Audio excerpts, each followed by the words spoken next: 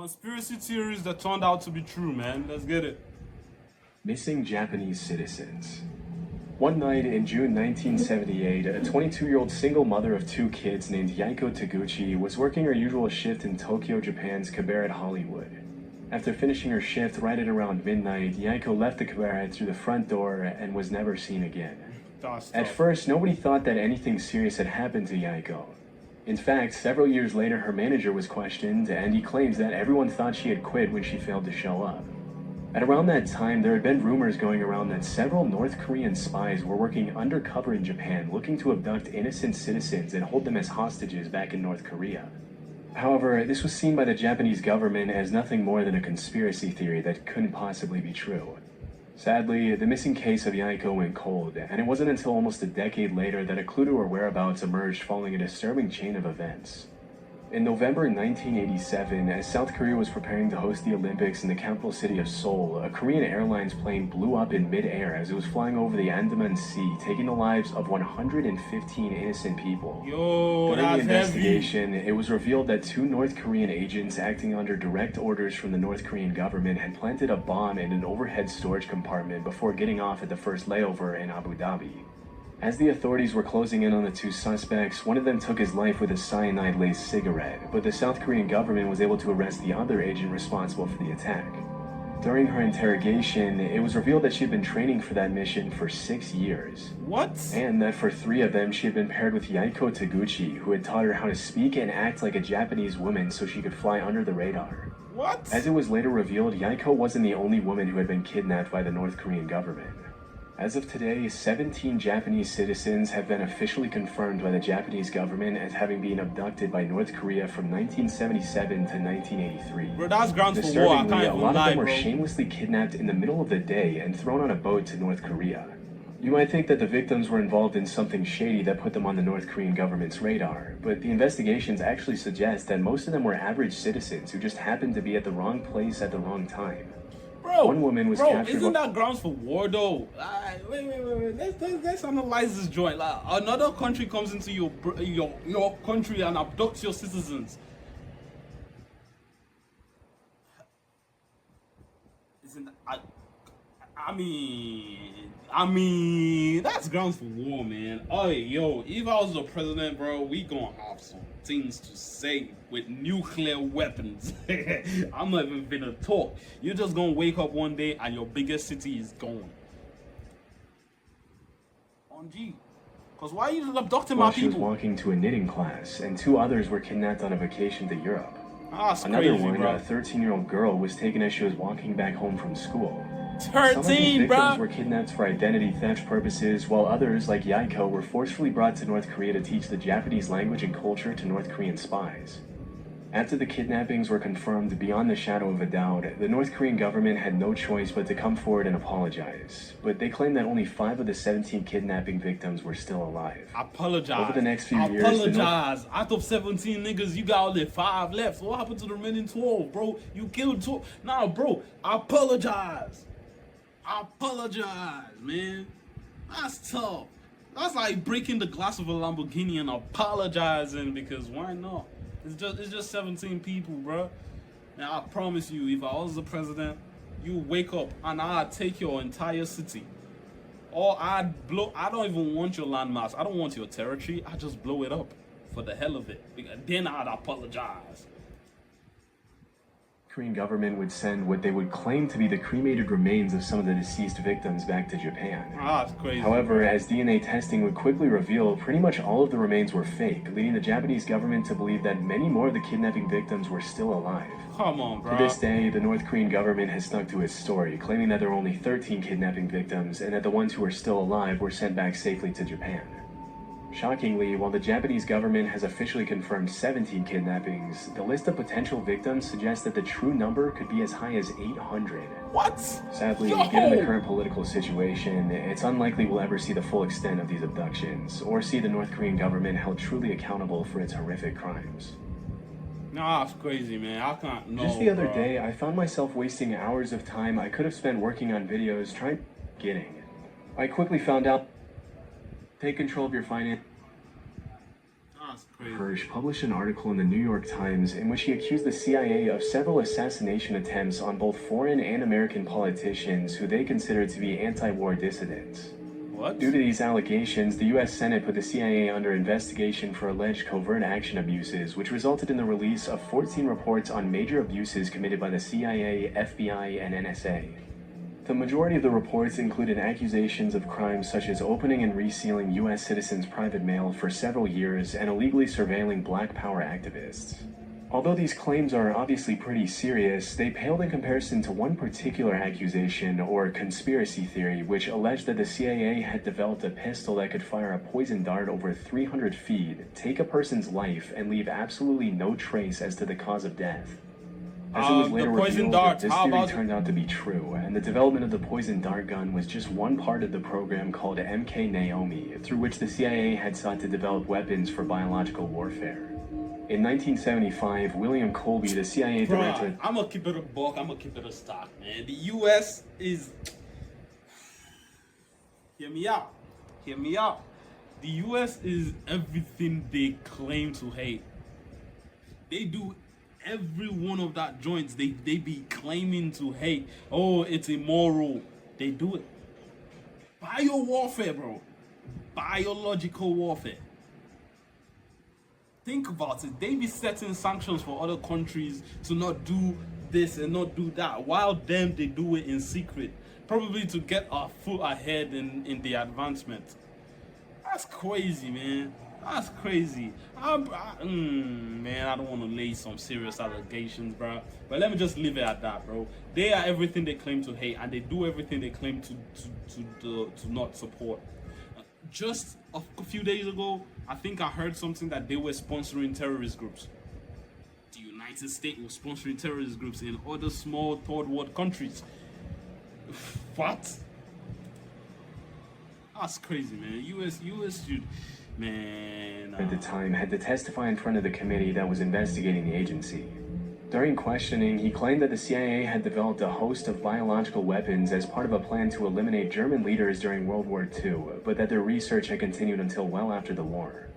He also mentioned that the poison dart gun was almost completely silent on account of the battery that was housed inside the handle, and that it had been specifically designed for the target to feel nothing more than a mosquito bite when the dart struck. That's Interestingly, tough. the agency had used a specific shellfish toxin to make it impossible for anyone to know what the cause of death was, leading forensic pathologists to believe that the victim had suffered an inexplicable heart attack. It wouldn't help pathologists that the dart was designed to melt inside the body so that it only left a small red mark where it entered the victim. Yo, that's what I was talking about, bro. I was like, how wouldn't they know this guy was taken out by a dart? It's supposed to melt inside you, bro. Now the US is... Nah, man. Yo, that's tough. US, y'all be doing some weird things, bro. Oh, such hypocrites. Such hypocrites. I don't like that country for nothing. Asked if the heart attack gun, as it was nicknamed, was ever used on anyone, the director alleged that it had only been used for experiments and that there were no records of actual use. As part of the investigation, the CIA had to hand over the gun to the committee, and there are some pretty wild pictures of the committee members analyzing the gun as William Colby answers their questions about it. Normally you'd expect to see something like the heart attack gun in a spy movie, and it's pretty wild to think that if they hadn't put it under investigation, they would have probably gotten away with using it for who knows what purposes. It's also pretty crazy to think that if that's the kind of stuff they were developing back in the 70s, imagine the kind of technology they have their hands on now. Yeah, exactly. Disturbingly, the hearing was the only time the heart attack gun was ever shown publicly, and to this day it remains unclear what happened to it after the investigation. Rogue waves. Sailors often get a reputation for making up stuff they claim to have seen during their time out at sea, and because there's no one there to refute their claims, they sometimes get away with some pretty tall tales. For centuries, sailors all around the world had talked about seeing monster waves on the open sea that would allegedly reach over 100 feet in height. In 1826, a French captain claimed that he had seen a 108-foot tall wave in the Indian Ocean. How did he measure it? Even though he had 3 sailors with him who backed up his claims, when he came back to the mainland, he was publicly ridiculed by the scientific community, as it was widely believed that it was impossible for a wave to be higher than 30 feet tall. For a long while after that, dozens of people continued to claim sightings of these monstrous waves in the middle of the ocean, But with no real evidence other than eyewitness testimonies, the existence of these waves fell into the urban legend or conspiracy theory category. In the 80s and early 90s, the Draupner platform was set up in the North Sea off the coast of Norway to extract natural gas. As part of the protocol that was carried out to see if the platform was stable enough to withstand the rough seas, a wave height recorder was installed on the platform. On New Year's Day in 1995, the sensor recorded an 84-foot tall wave, which served as the first real piece of evidence for the existence of rogue waves. After this incident, a lot of people started wondering how many of the sailors from previous centuries had been telling the truth. What's more no, keep the sailors aside. I want to talk about the rig. Walking there seems so cool, but so dangerous at the same time. Every single time you're on that joint, man, you could lose your life, bro. Like, if a fire breaks out, has anyone seen Deepwater Horizon? Like, a fire breaks out, man, you can't even run, man. Like, you stuck on this joint waiting to be rescued. Like, you so secluded, bro. Or something breaks, like, bro, that joint is so dangerous to walk on, but at the same time it's so cool, and the pay is sexy. Woo! The pay is so good, bro. Disturbing than that is that there were probably hundreds of disappeared sailors from all around the world who had come across a rogue wave, also known as a monster wave or a freak wave. But because most people who encountered 100-foot tall rogue waves generally didn't live to tell the tale, their testimony went down into the depths of the ocean with them. Since the Draupner wave of 1995, there's been a growing interest in rogue waves brewing in the scientific community. A few years ago, a professor at the Australian National University had estimated that at any given moment there are 10 rogue waves active in the world's oceans. As of today, a rogue wave is usually defined as a wave that is twice as large as the largest waves that come up in a particular area. And while the root cause of rogue waves continues to be investigated, it's generally accepted that these monster waves appear when two wave crests join together at the exact right time, resulting in a massive wave that can sink even the largest ships and oil rigs. Interestingly, it's also been discovered that rogue waves can take place in large lakes. In 1975, a freighter named the SS Edmund Fitzgerald sank in Lake Superior under some pretty mysterious circumstances, with a lot of people in the scientific community coming up with all kinds of hypotheses to explain the incident. It wasn't until several years later that the scientists started theorizing that the vessel could have fallen prey to a set of 3 consecutive killer rogue waves. A phenomenon referred to as the Three Sisters, in which the first wave destabilizes the ship, the second wave hits the ship's deck before it can stabilize again, and the third wave overloads the ship with more water than it can take on. If this were true, it could also provide an explanation for the mysterious sinking of other large ships in oceans around the world over the past few centuries. I'm not gonna lie, man, the craziest place on the planet is the top of the ocean, man. If you on that joint, I just pray to God you survive, man, bro. People who walk anywhere close to water, bro, I don't care if you were a champion swimmer. There's somehow you go your ship going down in the Atlantic. I don't care how good you can swim, bro. You're not getting to shore. You're not getting to shore, bro. Which is probably why they pay them so well. You know, walking up on top of water or blah blah blah blah on a ship, on a rig, they pay them very very well. It's because of the risk factor, bro. The risk factor keeps yo. The risk is mad, bro. It's insane. And they say it's the Three Sisters. The Three Sisters. The first one hits you, you win recovered from that one. The second one then hits you, and then the third one hits you, and then you're just like, you know what, man? Your ship is just like, you know what, man? I didn't sign up for this. I did not sign up for this, bro. Bro, the water is so scary, man. Especially at night. Oh my God, I can go on and on about the ocean being scary. That's like, somehow I prefer to fall. I prefer to fall off an airplane than to fall inside the water with no one around, or no one knows I fall. I think they're both the same. God, I don't even know, bro. Honest to God, bro, I don't even know. Which one do you prefer? This might be a bit more difficult to prove. Poisonous alcohol. In January 1920, the 18th Amendment to the U.S. Constitution was successfully ratified, triggering a 13-year period known as Prohibition, during which the production, sale, and transportation of alcohol was made illegal. During this period, the government enforced some pretty strict measures to prevent bootlegging of alcohol, which made the alcohol black market flourish like crazy. It was pretty much a playground for the mafia in which the government would raid one bar and another one would crop up in just a few days' time. While all this was happening, there were some pretty messed up rumors floating around that the US government was taking extreme measures to make sure people weren't consuming alcohol. These included allegations that the government was intentionally poisoning alcohol to make people who consumed it sick. Heavy. For a while, this remained something of a conspiracy theory, but things took a turn pretty quickly on New Year's Day 1927 when 41 people died from alcohol poisoning at New York's Bellevue Hospital. Disturbingly, the autopsies revealed that a lot of the victims had been drinking industrial methanol, otherwise known as wood alcohol, which can be fatal even at low doses. What? It turns out that the government had forced companies to denature industrial alcohol to make it undrinkable since 1906, which was far before Prohibition. But when the crackdown on alcohol started, the government ordered these companies to add quinine, methyl alcohol, and other toxic chemicals to discourage people from drinking it. The reasoning was... That reasoning, they don't got a reason, bro. That's not like... Sure, let's kill a few people and then the masses will stop it. Oh, what's your... man...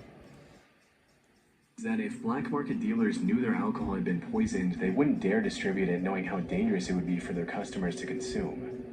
I guess they forgot to factor in that the demand for alcohol at the time was absolutely insane, and that black market dealers didn't care who lived or died from consuming their product.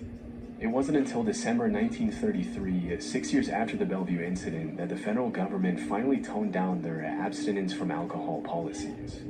But by then, thousands of Americans had already been poisoned with contaminated alcohol. Oh, America.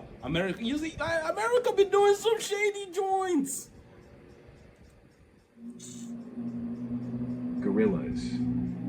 Nowadays, there's really nothing too shocking about seeing a gorilla in a zoo or on TV. But there was once a time when gorillas were considered to be in the same category as the chupacabra, the Jersey Devil, Bigfoot, and the Loch Ness Monster. What? I was able to find that up until a couple of centuries ago, gorillas were considered cryptids, which are animals that are believed by some to exist somewhere in the wild, but whose existence has never been proven. With most of these creatures, alleged sightings often turn out to be hoaxes, but obviously in the case of gorillas, what were once just rumors turned out to be true. Yo. Western explorers wouldn't come across Bigfoot the gorilla might be real, until bro. around the 1500s, when an English explorer named Andrew Battelle was captured by the Portuguese off the coast of West Africa. While he was held captive Shout on out the to mainland, Africa, bro. Patel described these disturbing, giant, ape-like creatures that would occasionally prowl around his campfire, but because he had never seen a similar creature before, he described them more as monsters than as animals. Patel's description sent the rest of the world into what we can only call a gorilla frenzy, with all kinds of rumors being spread about these allegedly bloodthirsty, dangerous creatures living in exotic parts of the world. Over the next couple hundred years, the buzz around gorillas grew as explorers in Africa sent back illustrations of gorillas to Europe, which were often given to royalty and emperors as rare gifts. If you were to ask any European back then what a gorilla was, they would have described it in a similar way to how we describe Bigfoot or the chupacabra nowadays. They were thought of more as mythical monsters than regular animals. It wasn't until over 200 years or so later that an American naturalist named Thomas S. Savage found a gorilla skull in 1847 during an expedition to Africa, which was the first piece of real proof for the existence of these animals. Naturally, this triggered a bunch of new expeditions to the area, and between 1855 and 1859, French explorer Paul Duchaillu confirmed the existence of gorillas and even brought some back dead. Just as Andrew leave them alone, bro.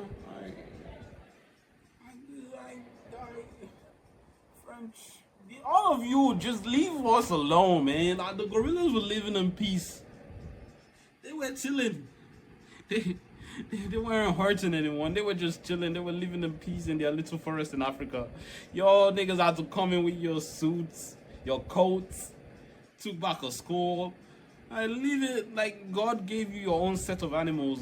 Deal with those ones. Deal with the chikakoo and the kukakulas and whatever. Oh my God, y'all came in and now you screwed everything up.